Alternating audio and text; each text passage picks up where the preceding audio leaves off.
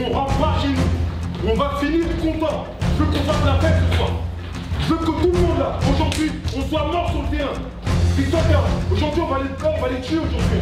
Les Argentins là. Messi, pas Messi, on s'en bat les couilles. Nous. On vient pour gagner cette putain de coupe du monde. Vous passez par là. Et là je vois. Allez les gars.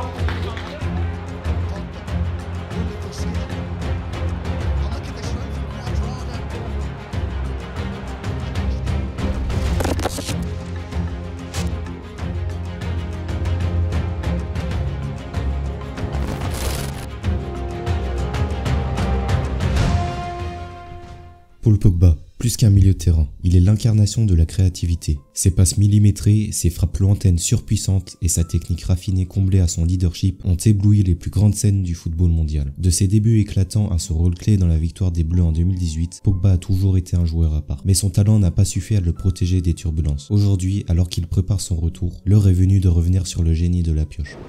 Paul Pogba, c'est une histoire qui commence dans les rues de Roissy-en-Brie, en région parisienne. Très tôt, son talent naturel pour le football se distingue. Inspiré par ses frères aînés Florentin et Mathias, il développe une technique unique et une vision de jeu impressionnante. À seulement 16 ans, il attire l'attention des grands clubs européens et rejoint le centre de formation de Manchester United. Après un temps de jeu limité à Manchester United, Pogba prend la décision audacieuse de rejoindre la Juventus en 2012. Beaucoup ont vu ce départ comme un risque pour un si jeune joueur, mais il s'impose rapidement comme un élément clé. Sous les ordres d'Antonio Conte, Pogba brille par sa technique, son intelligence de jeu et ses frappes spectaculaires. Son but contre l'Udinese en 2013 est souvent cité comme l'un des plus beaux de sa carrière.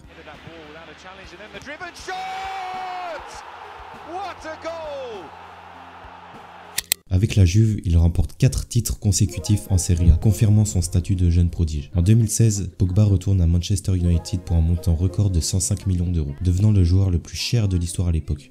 Lors de son passage, il offre des performances mémorables, notamment en Europa League en 2017. Pogba marque un but crucial lors de la finale contre l'Ajax, aidant Manchester United à décrocher le titre. Au sommet de sa carrière lors de la Coupe du Monde 2018 avec l'équipe de France, Pogba se distingue par son rôle de leader, autant sur le terrain que dans le vestiaire. Les gars, on est à peut-être à 90 minutes d'écrire l'histoire. 90 minutes. Un match. Un match, on en a fait je sais pas combien de matchs dans notre carrière, dans notre vie. Mais là, c'est un match et là, ça change tout. Ça change toute l'histoire. Il y a 2 équipes, il y a une coupe.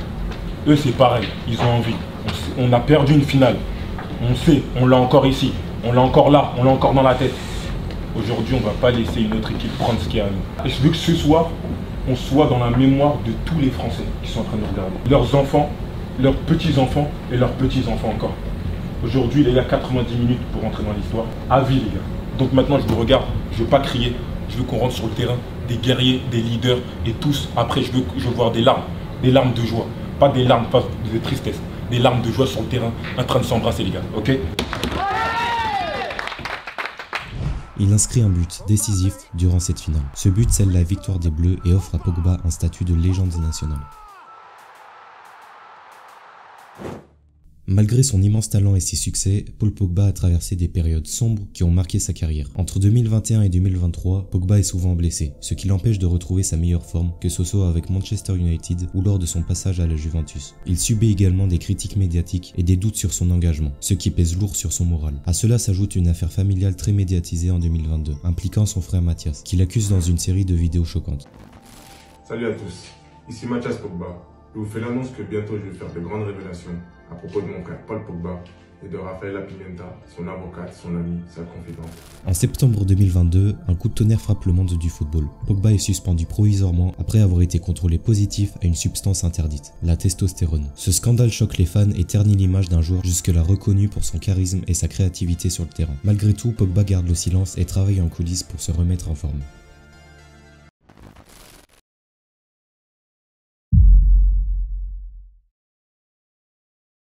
Après une carrière marquée par des sommets incroyables et des épreuves douloureuses, Paul Pogba est à l'aube d'un nouveau chapitre. Depuis sa suspension en septembre 2022, Pogba a passé 18 mois loin des terrains. 1 an et demi sans jouer, une éternité pour un joueur de son calibre. Pourtant, cette absence a aussi été un moment de réflexion. Un temps pour se reconstruire physiquement et mentalement. Peut-il encore briller après autant de temps loin de la compétition? Beaucoup doutent, mais d'autres croient fermement qu'un joueur de sa trempe peut surprendre à nouveau. Pogba a toujours été un combattant et ce retour pourrait être une renaissance spectaculaire. Un dernier acte pour rappeler au monde pourquoi il était considéré comme comme l'un des meilleurs. Au début de l'été 2025, la situation de Pogba se précise enfin sur l'identité de son prochain club. Après avoir été associé à de nombreux clubs par les supporters comme l'OM ou même le Real Madrid, c'est finalement l'AS Monaco qui est choisi par le milieu français. Cette signature est un gros pari pour les Monégasques qui doivent accueillir un joueur mis en cause dans une affaire de dopage, qui a un manque de rythme parce qu'il n'a pas joué un match pro depuis 2 ans et qui a tendance à souvent se blesser. Mais si Pogba arrive à retrouver le rythme, cette recrue au talent et à l'expérience exceptionnelle pourrait apporter énormément à Monaco.